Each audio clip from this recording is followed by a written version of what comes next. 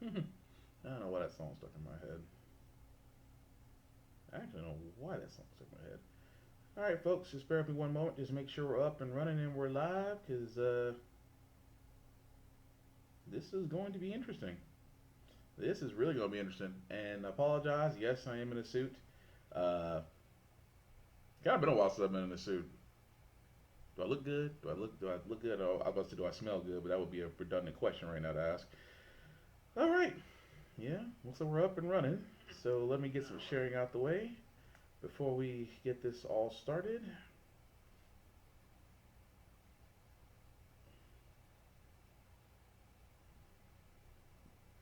Hopefully everybody's doing all right. Let's see.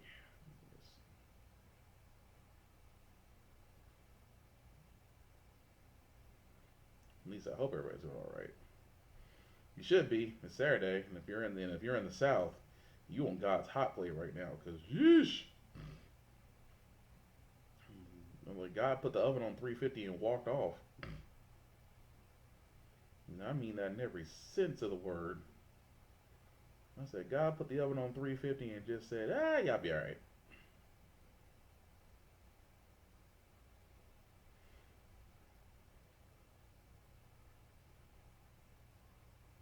All right, cool. All right, so I think I've gotten just about everybody I'm going to get out of this. So let's go and get into it. Today's date is August the 15th of 2020. And no, this is not the next level Jumanji. This is How the Frack We Got Here. I'm your host and most Will Buchanan on How the Frack We Got Here. We do take the events of the week and try to make sense of it all. Before I do get started, although we are working better on the language that's being used here, things that also may be shown may be highly graphic, so viewer discretion definitely advised. Aside from that, welcome. So let's go ahead and get into it, guys. Well, we know there are two things we're going to cover, and we're first going to cover the post office and why it's important, especially why it's important in this day and age, just because Dorito has a problem with it. Thanks for joining us on a very busy Friday night. I'm Tom Yamas, in for David. There are several developing stories as we come on. That grim new prediction from the CDC warning that as many as 200,000 people could die from the coronavirus by Labor Day. The pandemic now part of the presidential race and casting a shadow over the election itself. The U.S. Post Office has warned at least 23 states and the District of Columbia that it can't guarantee that mail-in ballots will be delivered in time for them to be counted. This after President Trump threatened to withhold post office funding that would be used to expand mail-in voting during the pandemic. His rival Joe Biden pointing out the president himself votes by mail. And tonight, new scrutiny about the man the president has installed as Postmaster General. ABC's Rachel Scott leads us off tonight. Tonight, the U.S. Postal Service warning at least 23 states that mail-in ballots might not be delivered on time and risk not getting counted, calling deadlines in battleground states like Pennsylvania and Michigan incongruous and incompatible with their delivery standards. Voters in those swing states can request absentee ballots just a few days out from Election Day. President Trump carried both by less than 1% in 2016. But the turnaround too tight, says the post office, already bracing for a surge in mail-in ballots during the pandemic. Today, New Jersey announcing they'll send mail-in ballots to all of its 6.2 million residents. Today, we are announcing that the November 3rd general election will be held overwhelmingly through vote by mail. Every vote should be safe, every vote should be secure, and every vote should count. That shouldn't be controversial. The president launching a campaign against mail-in voting, pushing baseless claims about voter fraud. This election will be the most rigged election in history if that happens. Threatening to withhold funding from the post office. Now, if we don't make a deal, that means they don't get the money. That means they can't have universal mail-in voting. They just can't have it. Today, he doubled down on that threat, tying it to his coronavirus relief package. Would you be willing to accept the $25 billion for the Postal Service, including the $3.5 billion to Sure, if they give us voting? what we want. And it's not what I want, it's what the American people want. Former President Barack Obama accusing the Trump administration of being more concerned with suppressing the vote than suppressing a virus. What we've never seen before is a president say, I'm going to try to actively kneecap the Postal Service to encourage voting, and I will be explicit about the reason I'm doing it. Today, the president's rival Joe Biden tweeting, voting by mail is safe and secure. Take it from the president, who just requested his mail-in ballot for the Florida primary on Tuesday. All right, Rachel Scott is in New Jersey traveling with the president tonight. And Rachel, the newly appointed Postmaster General, Louis DeJoy, a top GOP donor, has made some changes recently. And today we learned the post office's inspector general is looking into those moves. That's exactly right, Tom. He has been under fire for putting in place some cost-cutting measures that critics say will only delay or slow down mail delivery ahead of what is expected to be a very busy mail-in voting season. And tonight, the Inspector General for the U.S. Postal Service confirms to ABC News that they are looking into those policy changes. All right, so let's just break down what we just know by now. Dorito is pretty much saying, I'm going to hold the U.S. Postal Service hostage because the coronavirus, the one that he said would magically go away once summer came around, the one that sat there and said, if you take hydroxychloroquine, or if you drink bleach, or if you do this, or if you do that, it's going to go away. We don't really need to listen to doctors. Yeah, no. Okay, so now we know that Dorito's full of shit. Again, now is, like I said, this is getting an election year. People, I've been saying this since December of last year. As we get closer to election year, this is going to ramp up. And I have said this before, and I'll say it again. Dorito needs the presidential seat and the office and the powers that come with it more than he cares about your well-being. And I think we already know, because keep in mind, Dorito is fighting a legal battle on many fronts.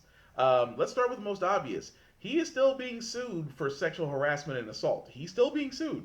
He's still being pursued by the Michigan Attorney General over his taxes, which they just got some from Deutsche Bank, who agreed to comply.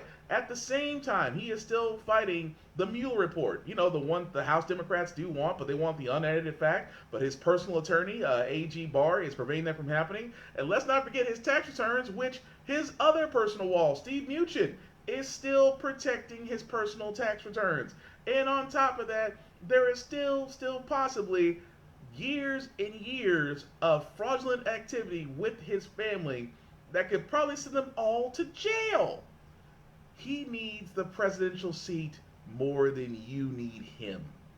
And he is going to do everything willing in his power just to make sure he can do it. And this alone right here, guys, should tell you everything you want to know. Is that, yes, with the way the state of the world is in, we are going to require mail-in voting. I have been saying this, that the way we have been doing elections needs to change. Elections should be a federal holiday. You shouldn't actually have to decide between, am I going to go into work early, or I'm going to go to work late, or I'm going to lose some hours just to go vote. It should be a federal holiday, no problem. There should be other ways of voting. Why not expand on mail-in voting? Why not expand on apps, just a voting app? Because the president can send you a text whenever he feels like it to your phone. The doggone, I should be able to vote from my phone just because I want to. Just because of the fact of voter suppression. Now, and what I mean by voter suppression, for those that don't know, I'm just going to keep it short. When they start removing polling places in urban areas, urban meaning black people, when they start actually... when I say voter suppression, they actually start adding on things like in Florida, where they're taking away the ability from felons who have just gained their rights to vote back again, as long as it wasn't a heinous crime. Now, if they owe money, their rights can be stripped again because they have to pay the restitutions back to said person to go vote. That is also known as a poll tax, which are highly illegal, but in Jim Crow days, that's what they used to do. So, again, like I said, Trump is deciding now he's going to take out the Postal Service. Why? Because, simply put, he's trying to keep his job. If anything else, he needs the presidential seat, because the Department of Justice will never indict a sitting president. Although that is not a law, that is simply an opinion, but Barr won't do it.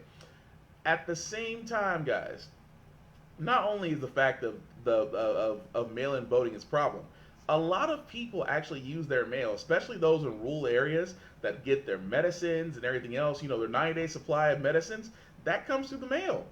So if the mail is delayed, or at worst, slowed to a trickling halt, then there's a lot of people out there that could be missing out on life-saving medication because one idiot who sent a bunch of millionaires home for a month couldn't decide on a relief package because they don't want to sit there and believe that the American people are actually worth $600 more in unemployment benefits.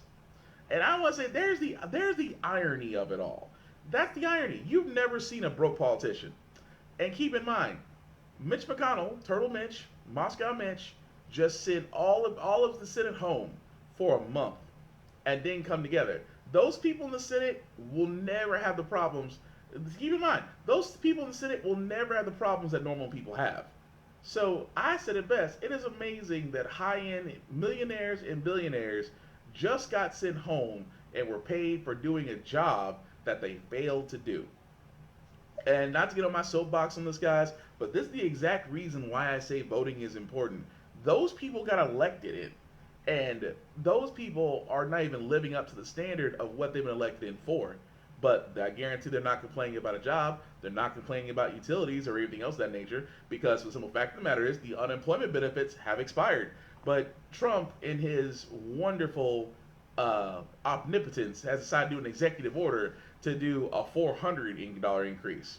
Because say what you want for all those conservatives and people who are conservative minded that are watching this podcast right now, the idea is that if we pay you more, you will be less inclined to work. Well, it's kind of hard to when coronavirus is shutting everything down and we're not following the right rules to keep things open. So it is best to pay people while they're at home, and it is best to put a national moratorium on rent and utilities so people can get back on their feet. It's just as simple as that. Conservatives, i.e. Republicans, simply won't do it.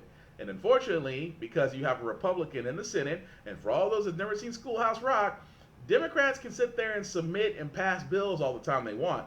The problem is what a two-house balanced system is, whatever has to pass in the House has to pass in the Senate. And that's why I call Moscow Mitch Trump's third and personal favorite wall. Hey, Mom, what's going on, man? But I just want to get that out from there. But let's also get into the other stuff. We also have known this week that Biden has picked a running mate. And Trump wasted no time going after him.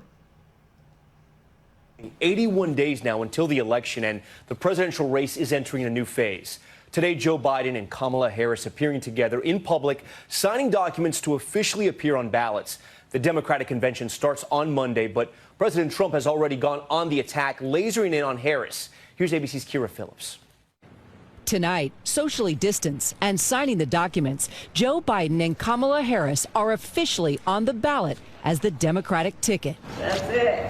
Since the day she was picked, President Trump relentlessly hammering Harris with personal attacks. She was very, very nasty. She was extraordinarily nasty to Kavanaugh. She was the meanest, the most horrible, most disrespectful. And just 24 hours ago, saying this about the first black woman on a major party presidential ticket.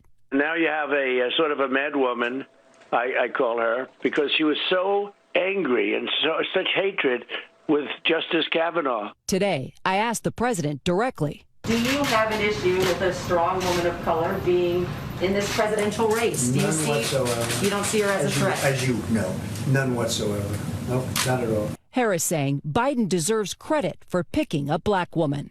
Joe Biden had the audacity to choose a black woman to be his running mate. How incredible is that? Democrats now focusing on pulling off an entirely virtual convention. Monday, speeches from Bernie Sanders and Michelle Obama. Top Democrats on display all week, including the Clintons and Congresswoman Alexandria Ocasio-Cortez, though her speech only 1 minute long. Wednesday, Harris will address the nation. So will former President Barack Obama. And Thursday, Biden makes his case to the American people. Tom, on his way to his New Jersey golf club for the weekend, the president did visit his brother at the Weill Cornell Medical Center late this afternoon. Yeah, forgive me. I don't really feel bad about his brother having coronavirus. But with that being said, guys, yes, Kamala Harris, Senator Kamala Harris, is now Joe Biden's VP for potentially to be the president of the United States. And for all those that have seen my Facebook post, I was waiting until today because I wanted to go into it. First, let me say, out of this wonderful field, because I've already said it literally on 3 other different podcasts, because Biden needs a woman of color. He needed a woman first and foremost. He needed a woman of color to win. He does. He needs a woman of color to win. Now, I mean, Stacey Abrams, Kanisha Bust, Susan Rice, I mean, there were others. I mean, I would have been happy if he took Warren. I would have been happy if he took Elizabeth Warren because that would have made Wall Street very freaking nervous. Um, he picked Kamala Harris. Now, I'm gonna be honest about this before I go into the other part of how people reacted to Kamala Harris being nominated. Guys, she wasn't my first choice. I did not like her. I did not like her performance at the Democratic nomination. I didn't like her performance. She was a progressive, then she was a moderate, then she was a centrist. You know, she signed a bill for Medicare for all that Bernie Sanders she co-chaired it with him, and then just a few days ago, actually turned around and said, you know what? I don't think this is a good idea. So again, I want to be happy. Historically, this is a great time in history. It is a great time in history to see a black woman get voted for VP. But honestly, if Michelle Obama was up for it and she decided she wanted to run, I'm going to be honest with you. I would have more confidence in Michelle Obama being Joe Biden's VP, because if Michelle Obama had signed on to be the vice president, we'd be sizing up Trump for his freaking jumpsuit right now. I'm just saying, if Michelle Obama was VP for Joe Biden, do you not think for 1 second all of Black America would have been like, and now we wait? Hey Kayla, yeah, she's confused. I don't think she's confused, and this is why I say, again, because I'm gonna have a lot of people getting mad at me for saying this, and you know, feel free in the comments like you see Kayla and Vaughn doing right now. I want to root for her. I do. I want to root for her, but she has no identity. There's no identity. There's no issue on platforms. There's nothing that says to me that where is her monarchy standard? What is the platform she's going to run with?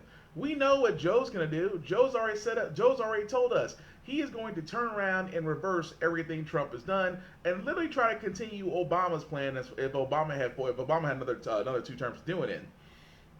We know what Joe's going to do. But Joe's 71. He'll probably be the oldest serving president in our United States history. And I don't even see him being a 2-term president. I'm just saying. So it does make sense whoever the VP is has to be able to probably take on the mantle of president, if not within the 2nd term, moreover in the 1st term. So, again, with Kamala Harris, I don't see the identity. But the greatest analogy I gave of this, because I'll tell you another reason why they picked Kamala Harris. Agree or disagree with me if you like. For all those that remember Dreamgirls, with Beyonce and Jennifer Hudson and that other girl that was actually the middle singer nobody can remember. Do you guys remember in that scene where Beyonce at the end and her character and Jennifer Hudson's character were reconciling, and then Beyonce's character goes to Jamie Foxx's character and she says, you know, why so long ago, why did you make me the face? And Jamie said, oh, because you have no identity. I can make you into whatever I want. I can put you in front of the crowd and say, this is the face of the group. And it worked. So, why am I giving this long ass analogy? Because Stacey Abrams and Kenisa Buss and Susan Rice would never be able to pass what I like to call the conservative Caucasian test.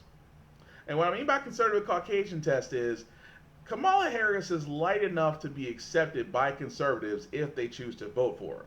But the true racist conservatives out there would never vote for a black woman. They can barely stomach Kamala Harris. Imagine if Stacey Abrams.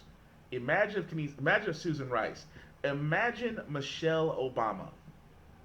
Mrs. Obama was running. And trust me, she got unholy hell when she was a first lady. Could you imagine if she was the VP? Because like I said, and this goes without saying, she's light enough to be accepted, complexion-wise. And that just tells you a lot more about the colorisms that we have in our country. That also being said, I want Kamala Harris to succeed. But she's fighting an uphill battle. Number one, as much as I love Roland Martin and Tariq Nasheed, I love them dearly, I disagree with them. That she doesn't automatically have the black vote. Because you saw her struggle to connect with minority groups in debates. Could you only imagine now, as she's trying to reach out to voters now, they're going to be asking what her platform is, what her policies are. And for a lot of people from her home state of California, they're going to be looking at her and saying, you were a prosecutor that racked up multiple charges of low-level drug offenses for putting a lot of young black men in jail in a prison pipeline that was only profiting for corporate America. Do you continue to do the same thing? Because keep in mind, a lot of people like to go with the crime bill, which, I'm sorry, the crime bill's dead and gone. You can't do anything about the crime bill. Democrats and Republicans both voted on it. Let it go. It's a part of the culture. You can only remove it now or amend it, but it no need to bring it back up. But with Kamala Harris, though, I just need to see more. I don't see. I mean, could she be tough, fair? Yes. Intelligent? I like to think so. Identity-wise, I don't know where she stands. Like I said before, if you guys go back and look at every debate that she's been in, she was once a moderate, she was progressive, and she's a centrist. Now, that's 3 areas of a Democrat that literally are so compare and contrast between each other. Kamala Harris jumped through all 3 of them. So, like I said, I root for her. I'm not sitting there. I'm not going to downplay it. I'm not going to sit there and say, well, she's not black and all this stuff. She is a black woman. She's a black woman.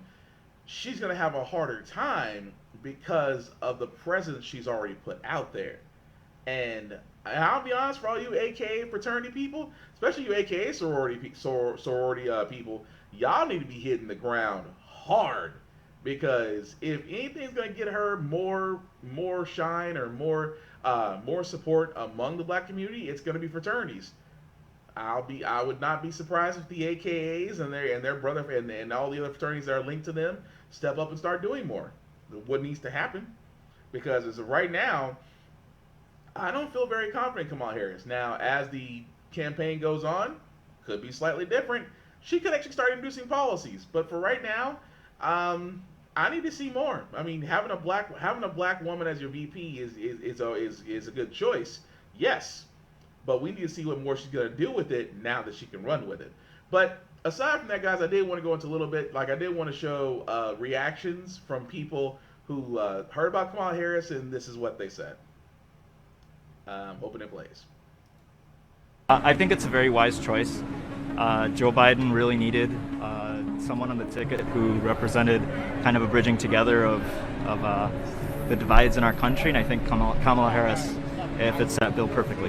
Having somebody who is from the West, who understands the day-to-day issues of immigrants, of Latinos, of people of color, it's so important. And the fact that we are a border community, they're our neighbor, and this is the West Coast that, again, the demographics of the Southwest are so different from the East Coast that I do think it's important that he picks somebody from the West Coast.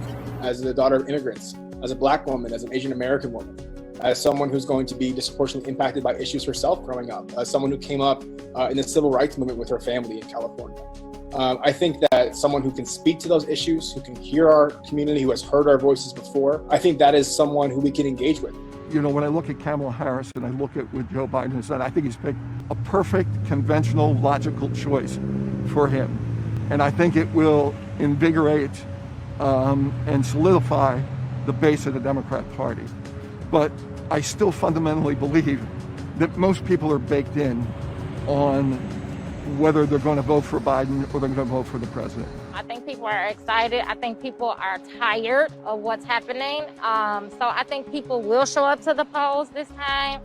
I hope there's nothing that stops them with this pandemic. The last voting day, it was a mess. You know, we were scared for our elderly, and it was a lot. But I'm hoping that this time is going to be different. I have a good feeling about it. Do you think Senator Harris helps that? Yes, I do. Now we have a moment for African American young girls to be able to look to her and be able to put that on their checklist, that it's a reality now. I can now become vice president of the United States. I'll be honest with you, Kamala wasn't my first option when she was running as a presidential candidate, but it makes sense that he picked her. It makes sense for the country, and it's not just for me. So for me, it makes sense to bring in people together. It's really what should be happening right now. We should have a more diverse lineup of politicians doing the work for us. We're not all old white men. And the reality is that the current president has done a terrible job of running this country for the last 4 months. Historically, we've known how supportive the black women have, the role that black women play in electing people at every level of government. So on one level, it's saying, okay, we recognize your value, right? But on a whole nother level, we're telling the world that it's more about capability than it is about skin color. It's more about your ability to get things done than it is about skin color or being a woman. It's about, can you help me take care of the people?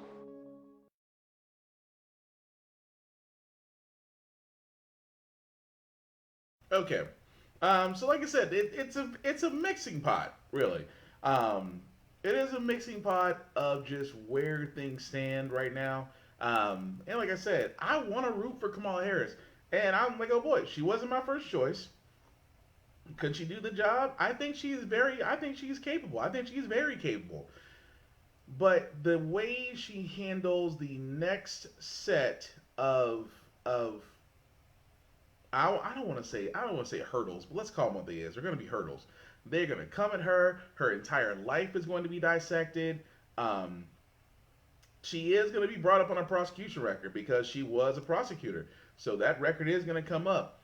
And like I said, I hope she's prepared. I hope she's prepared to do things because, like I said, my big thing is that you co-sponsored a bill with Bernie Sanders about Medicaid for all, and then you turn around and said, well, it's a bad idea. I never should have done it.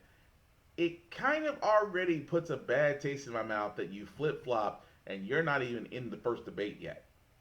So we will see as it goes from there.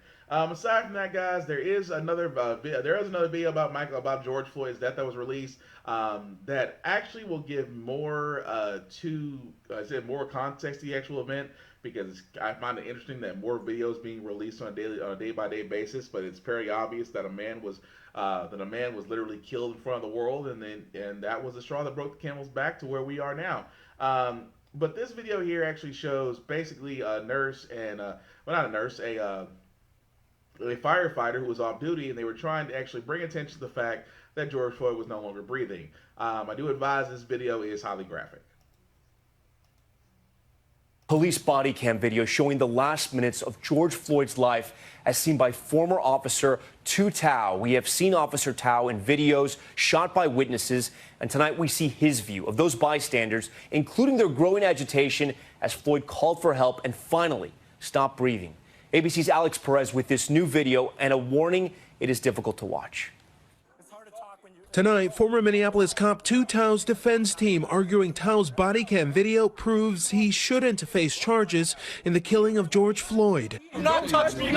We've seen Tao in images shot by bystanders, but this new video filed in court shows Tao's camera as he tries to corral the growing crowd onto the sidewalk. Those hats out. That's stop it. He's breathing right now, bro. You think that's cool? You think that's cool, though, right? The gathering public appearing shocked, concerned about the other officers restraining Floyd until he lost consciousness and later died. You can't even look at me like a man because you a bum, bro. He's not even resisting arrest right now, bro. Some 9 minutes in, Back off! Tao confronting a bystander who identified herself as an off-duty firefighter and desperately wanted to help. He's not responsive right now, bro. You're definitely a bum, bro. Tell me what his pulse is right now. Check the pulse. The fact that you guys are checking his pulse and doing compressions if he needs them, you guys are on another level. Tao's attorney also submitted the officer's interview with investigators. They're saying, yeah, get off him, get off his neck, look at him. Suggesting what? Check on him. Yeah. Check on him? Did you do that? That was not my job. Okay.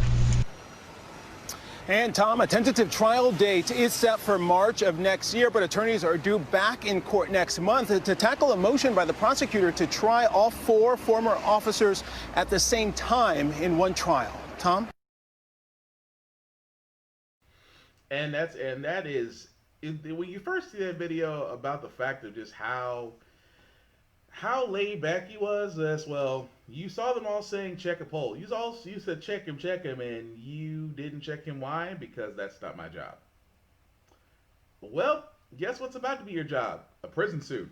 Like I said, I take it upon myself. If there's any updates about Breonna Taylor, George Floyd, or the many other Ahmaud Arbery, and really so many other cases that are out there right now involving black people just being killed mercilessly with no issue, with no rhyme or reason, just because of the fact that somebody thought they can get away with it, we're gonna cover it. And again, I am not surprised about Tal because he looked like he just didn't give a shit anyway. So again, all four of them, honestly, all four of them should have been stripped of their all four of them should have been fired. At the same time, their pensions should actually be given to the families. That's just my opinion. But moving right along, guys. Unfortunately, like I said, with COVID-19, because some people are still not wearing masks, some people are still not doing social distancing, some people are still not doing a cavalcade of things. This prediction has came out, and I wish I could sit there and say it's false, but I wouldn't be surprised. CDC warning that as many as 200,000 lives could be lost by Labor Day. Tonight, the death toll already more than 168,000. That's specter as children are going back to school. Classrooms in Arizona ready for them to arrive. You see it here. While some schools that have already opened have students and staff now in quarantine after some at their schools tested positive. And news tonight about how long survivors of the virus may be protected. Here's ABC's Matt Gutman. Tonight, the CDC with that staggering projection. By Labor Day, 200,000 Americans could be lost to the virus. We're starting to see the inkling of the upticks in the percent of the tests that are positive, which we know now from sad past experience that that's a predictor that you're going to have more surges. And in many places, testing still facing challenges. Tressie Seymour waiting 10 hours in Rhode Island. Now it's going on almost 7 hours that I've been in my car waiting to get tested for a rapid test. California now tops 600,000 cases, the most in the nation. And this oppressive heat wave is forcing dozens of testing centers across the state like this one to limit their hours or close entirely this weekend. In Texas, deaths near 10,000. The Bautista family losing both parents and two sisters within weeks of each other. Every morning you wake up thinking you're going to get another phone call. It's not a virus you play with. The CDC now telling people who have fully recovered from the virus they don't need to quarantine or get tested for 3 months as long as they don't have symptoms. In Georgia, 1,600 staff and students quarantined after positive tests in schools. Protesters demanding more safeguards after images of crowded hallways surfaced. I know my friends and I will be wearing masks, but I don't know about the 18,000 other kids at my school. The White House task force now urging the state to do what the governor has resisted doing, issue a mask mandate and shut down nightclubs, bars, and gyms in high-risk areas. They're warning the virus is widespread and expanding. But the governor today pointing to improving numbers in Georgia. Last month, as hospitalizations and deaths were rising, the president told our affiliate WSB that Georgia has done it all right. For Georgia, it's been great because, you've kept it down and you've reopened and you're just, you're getting close to having 100% open and you've really kept the virus to level down, which is an incredible tribute. Dr. Anthony Fauci saying just yesterday, Americans have a choice to make. You want to open the bars or you want to open the schools? Tara Sinclair, a single mother in L.A., is desperate to get her first grader back into in-person schooling, but not like this. If you had your choice, would you send her to school right now? No. As much as I would love her to be in school, I think just seeing what happened in Atlanta once they sent the kids to school, it's not worth it. And tonight, this moment of triumph here in L.A. Beatrice Marquez finally leaving the hospital after battling the virus for months. Blessed that I'm going home after 80 days. Such a fighter there, 80. Now, this is not a sign already, guys, and I've been saying this.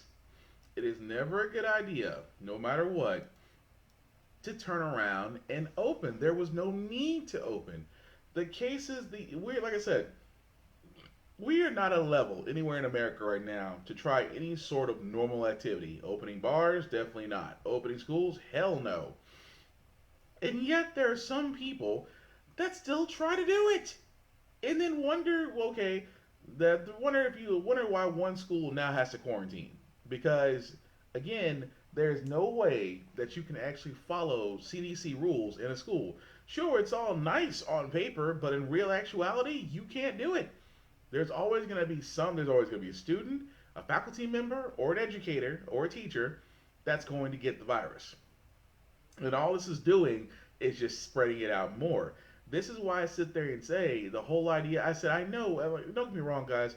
I know it's terrible. It sucks. You can't do anything. You want to go out. You want to enjoy life and things of that nature. I completely get it. But you won't be able to if the numbers are still high. And there's a chance that you could be a carrier, or they'll probably give it to somebody else. But then again, we can't be bad about Georgia. Why? Because Florida. Florida refuses to be outdone because they've sat there and said that their high school sports system is approved to return this fall, despite the growing number of coronavirus cases. High school sports, guys. Keep in mind, Florida is known for a lot of stuff because they reopened bars. They've allowed certain sports entertainment like WWE and AEW to work there. I mean, take your pick. I'm surprised Florida doesn't have higher cases than California. That's all I'm saying. I am surprised at this point. But again, I guess I shouldn't be surprised that folks will rather, and I said again, with your kids. I'm sorry, I don't have any kids. But if I did, they would not be going to school this year. They would get homeschooled. They would get homeschooled, or I would find remote learning or something else of that nature to continue their education. But if you think my children are going to set foot in a school, you have lost your ever-loving mind. Because that to me is a recipe of how they get sick. Just like a worker. A worker should not decide to go risk their lives to go into a place just to make sure the lights are on, or risk getting a virus that could potentially kill them. It makes no sense. But speaking of things that don't make any sense, Trump has appointed a new pandemic response doctor, Dr. Atlas, which is kind of interesting for a name for a doctor. His name is Dr. Scott Atlas, and he's appointing him as one of his new public health experts on his pandemic response task force. The task force that Obama put in place, but Trump decided to go ahead and remove on the first day because we didn't think we needed it. Yeah. So the problem with this guy is, you would think it's all well and good, but Trump only hires the best people, right? Unfortunately, Dr. Atlas is a neurologist and not an expert on infectious diseases or pandemics. Let me read that again. Dr. Scott Atlas is a neurologist and is not an expert on infectious diseases or pandemics. Anybody else just slightly concerned about what I just read? Again, why is in the world? And the funny part is, he's already echoing Trump's statements. In a response to Fox News, he sat there and said, and I quote, there's no real good science on general population widespread in all circumstances wearing masks. He said that. There's no real good science on general population widespread in all circumstances wearing masks. Need I direct you to outside the U.S., where China is almost back to normal, Japan is back to normal, most of the EU is back to normal, New Zealand is virtually case-free because they did all the things that we should have been doing from Jump Street? Yeah, I don't feel real confident about this one. I really do not.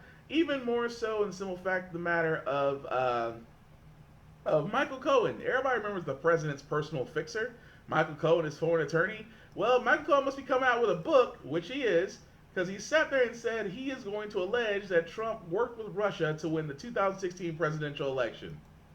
So let's point this out for a minute, folks. Michael Cohen, the former fixer and Trump's former attorney, is going to come out with a book that's basically going to have him sing like a canary, saying that Trump worked with Russia to win the 2016 presidential election. Remember a while back ago where I showed where Dorito sat there and said that the 2020 election is going to be the most rigged election ever? Yeah, I think we've already got that, Trump, and I think it involves you. I find it funny that all of these former Trump associates, Cohen, Bolton, Trump, and I guess that's two, and then you have Trump's niece, a psychologist, who are all pretty much saying he's a pathological liar, he's a con man, he's a spotlight glory hog. It amazes me so that everybody is like, if 3 people call you these things, you must be those things.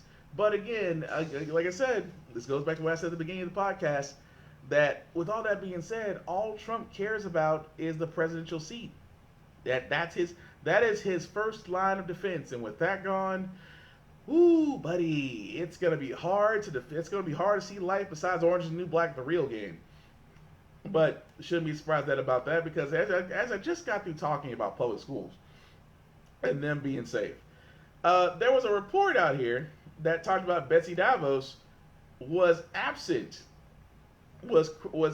absent from the meetings when they were talking about reopening during a pandemic. You probably wonder where Betsy DeVos was. She was working from home behind U.S. Marshal protection. And I find it very interesting, guys, that the person who sat there and said, who's pushing, along with Trump, who is pushing for schools to reopen, was working from home because of the pandemic. And also, she's funneling money into private schools from public education too. So let's not forget that part. But it amazes me so that this woman, much like the guy who much like the current U.S. Postal Service Inspector General, they both contributed to Trump's campaign. They both bought their jobs. And like you said, Vaughn, most have competent leadership. You are correct. In this case, we are dealing with a clown who's pretty much hiring his friends to do everything else. I don't know about y'all, but that's effing scary. Also, speaking of not what's effing scary, everybody like Goya? I used to get Goya just for the seasoning, because once they put me on that seasoning, it was a shit. Remember that CEO of Goya that sat there and said, Trump is a great businessman and things of that nature, and said that we're so blessed to have such a smart president, and I kept saying a long time ago, Goya's finna take a hit. Yeah, Goya just took a big ass hit. $47 million worth of negative publicity in the last month. Now, what does that usually mean from a business standard? Well, what that means from a business standard is, if you ever have negative publicity, one of two things is going to happen. Either you're going to get bought out, or there's going to be some mass changes within that organization. So I wouldn't be surprised if the CEO of Goya wasn't, taking an indefinite leave of absence, or steps down, or anything of that nature, because right now the stock on Goya is dropping. It's not being purchased. And the last thing you want to do is piss off the people that are actually making your product famous and actually paying and putting money in your pocket. Which right now, the Hispanic community, along with other minorities, are actually boycotting Goya. So if you ever go to your local grocery store, you still see Goya on top of the cans. There's a reason. But I guess sit there saying from that note, probably expect a public apology, or probably a CEO getting fired, something along those natures, because they're trying to save face. Speaking of saving face, Yale has to show that they are not being discriminative race. An Ivy League school that doesn't have a black problem. Check this out. For Yale University after the Justice Department gave it until August 27th to stop using race in its undergraduate admissions, accusing the Ivy League school of discriminating against Asian American and white applicants. The Assistant Attorney General for Civil Rights writing, there is no such thing as a nice form of race discrimination. The university fighting back, calling the department's claims meritless, saying in a statement it looks at the whole person when selecting whom to admit. Critics say the Justice Department's 4-page letter offered few details of its 2-year investigation. If you're going to come out with a decision that's intended to have some force, then show me the facts, as they say. And those are clearly missing here. Swan Lee, co-founder of the Asian American Coalition for Education, who filed the original complaint against Yale, says race shouldn't play into admissions. Diversity is much better achieved with socioeconomic status consideration, not the race-based approach. The Supreme Court has ruled several times that race can be narrowly used as one of the many factors in college admissions. But the DOJ says Yale is weighing race too heavily. And next month, the department is set to back Asian American students appealing a ruling in favor of Harvard's admissions process. Two schools now in the spotlight amid accusations that could impact the future of affirmative action in higher education. Kristen Dahlgren.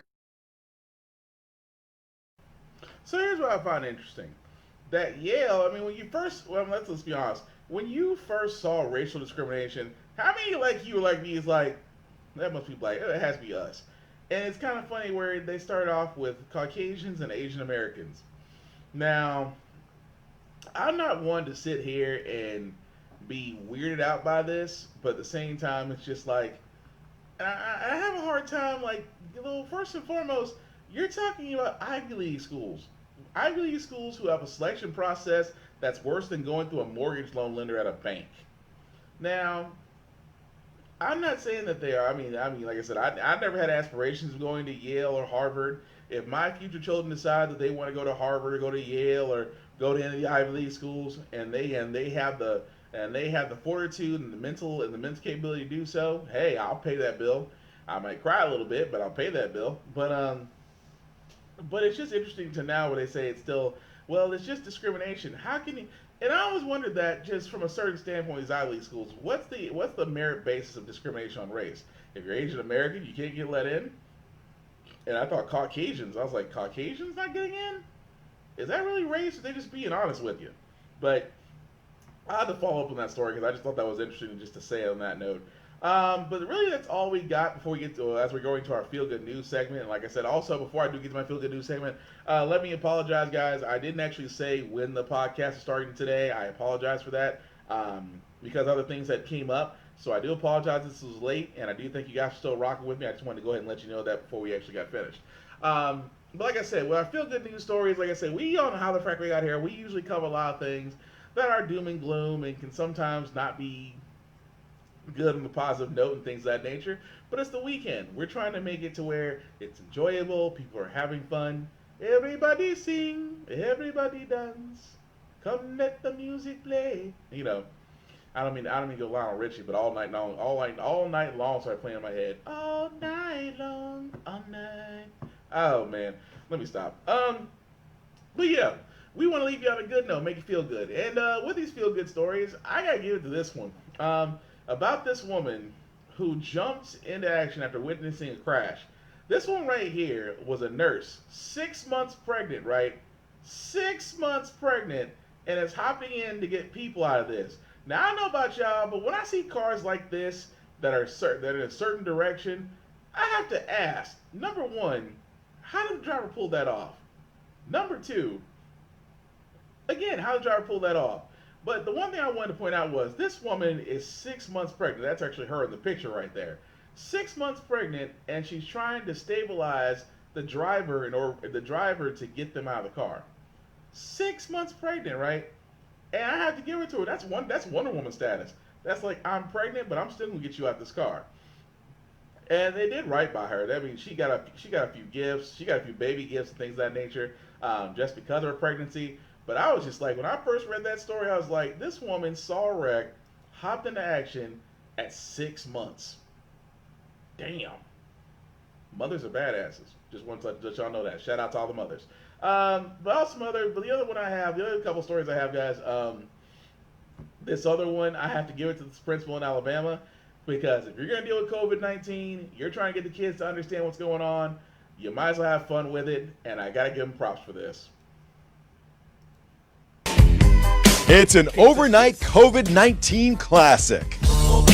I told you, students. You can't touch this. This school principal's parody of the MC Hammer hit, You Can't Touch This, has been viewed 6 million times. My coronavirus hits me so hard, all the teachers say, oh my Lord. Dr. Quinton Lee made the video for his students at Childersburg High School in Alabama as a fun guide for students returning to school during the pandemic. So it was just an opportunity for us to get together in a creative moment and have some fun. COVID's taking so much away from us, and we don't want it to take away our laughter and our opportunity to share joy, but it's been absolutely amazing. Yo, I told you. You can't touch this.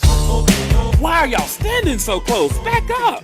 And how about those dance moves? Just to see the pride on my students' face, it's been absolutely overwhelming, and I love it. You can't touch this.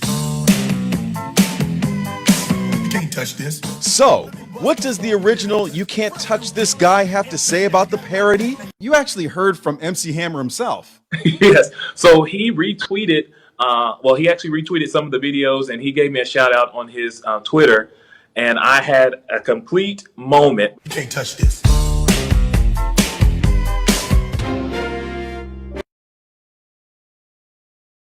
The fact you got a shot from MC Hammer is still great. And like I said, at least he's having fun. At least he's having fun with it, really. Just trying to keep the kids as best safely as humanly possible. And actually, he is right about one thing. This coronavirus is really taking joy from us and just really taking our ability away to laugh and have fun with ourselves and make fun of ourselves, all in a joyful manner. So, shout out to the principal that was doing that. And MC Hammer, on another note, is MC Hammer not making royalties off his song getting played everywhere? I mean, it does get played everywhere as far as stadiums and everything else is concerned, but now it's getting played on YouTube, on other videos. I think it was on a Cheetos commercial. I ain't saying MC Hammer ain't got money because he's never been a broke man, but still, he's got to be loving all his play right now. But anyway, the last feel good story I have, guys, I have to give it to him. This dude, I saw this and I was like, I'm a fan of the arts, especially with dance. I can't dance myself, but I like to see other people who are highly skilled and talented that can do that. And this kid basically got the dream of a lifetime simply because somebody saw him. Check it out. Savannah Guthrie with the Morning Boost. The boost must go on. A young man who dreams of soaring on stage is going to get that chance thanks to this performance when almost nobody was watching.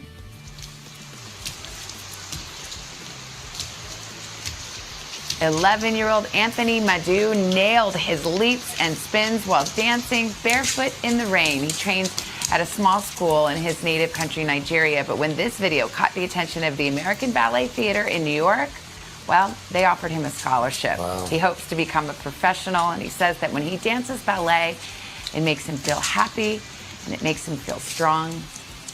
It gives us a good feeling, too, doesn't it? Yes, it does. And what I said on that point is rumble, young man, rumble. Like I said, also, here's another thing. Ballet is not just for girls. I mean, there are plenty of guys out there who are freaking athletes when it comes to ballet. And I want to point that out just because the fact of the matter is they are never really given their due. Because I'll be honest with you, those that practice and dance in ballet, their workout regimen is on the same level as a college athlete, even more so as a professional football or basketball player. They put in work. And I'm so glad for that kid who's now actually going to be able to follow his dreams of becoming a professional ballet dancer and not ballet. I got to remember ballet because I won't say ballet. Ballet. But I hope the kid makes. Like I said, I hope everybody makes. You should always, follow your dreams, successes, things of that nature. And I hope the kid gets to follow his. Because like I said, my whole dream is that these podcasts take off and, your boy gets on TV. So, you never know. That being said, guys, that's really all that I got. Again, let me apologize, guys, because like I said, we did run a little bit late. I'm sorry for that. I promise in the future that we're going to be a little bit better about our timing and things of that nature. But I do thank everybody at watch poked their heads in and things of that nature. Some things we gotta get out the way. What do you say, Vaughn? Prodigy from Ma Deep did ballet. Yep, he did. I forgot all about that guy. But some shameless plugging before I do get out of here. There is a cash app above my head that's scrolling. It's only to go to making the shows better as far as lighting, video, new equipment.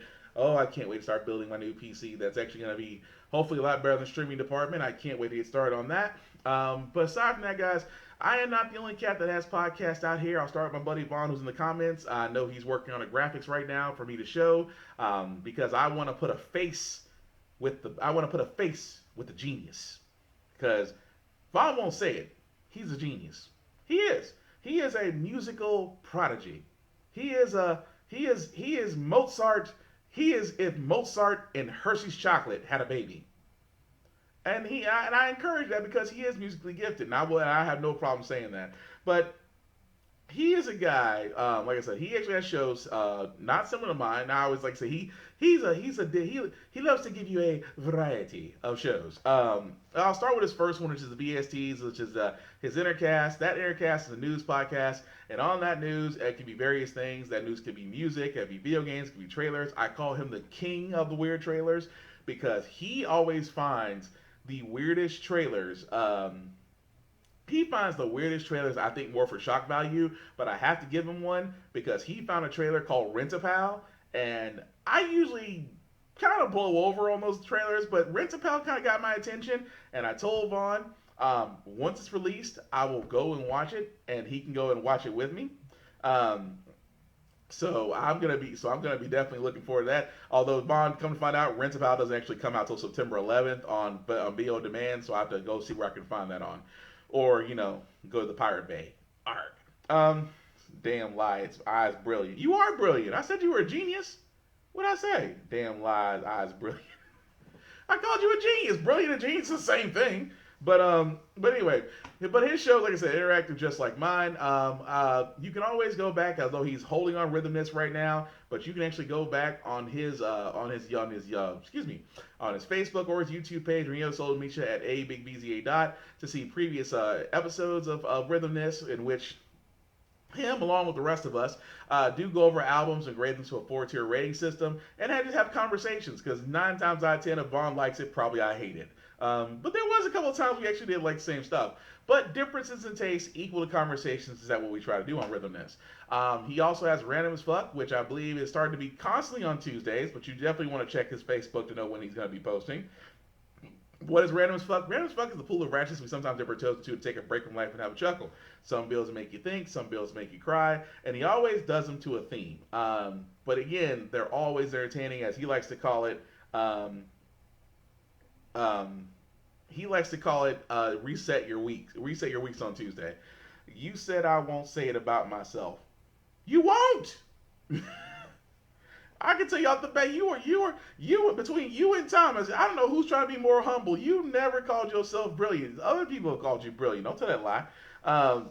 But aside from that, like I said, aside from that of the show of Random as Fuck, he does also have crap. I just rolled through all 3 of them. Well, I mean, he does have one called Funkin' Around, which is him just playing around with the keys. Like I said before, he is a Mozart when on the keyboard. I keep on saying one day I'm going to get a keyboard. I'm going to have him teach me how to play, because I've always wanted to learn how to play keyboard and guitar.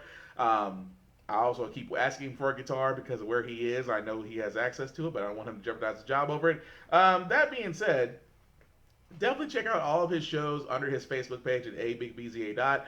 As well as all social media. And as soon as Vaughn gets me a graphic, because like I said, I want to put a face with the genius, along with where you can find everything. I'll start actually posting that graphic, just because he does that for me, and I want to be able to do the same thing for him. Because as much as I want to describe it, I want to give you the visual.